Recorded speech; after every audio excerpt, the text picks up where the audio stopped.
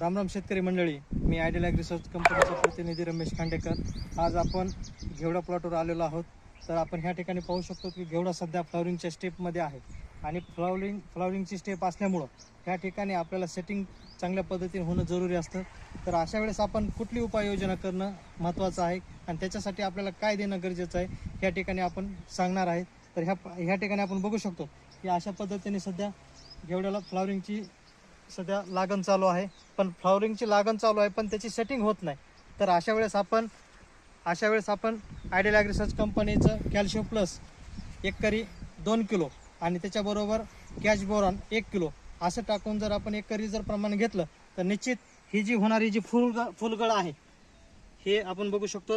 ही जी फुलगळ आहे हे फुलगळ होणार नाही आणि ह्या फुलाचं फळामध्ये चांगल्या पद्धतीने रूपांतर होईल, सेटिंग होईल आणि फळं आपल्याला चांगल्या लागतील. तर अशा पद्धतीने हे आपण मी जे सांगितलेलं प्रमाण आहे ते प्रति एकरी वापरावं आणि आपलं फुलाचं सेटिंगमध्ये रूपांतर करावं आणि फळे चांगले बनवावं. बस, धन्यवाद.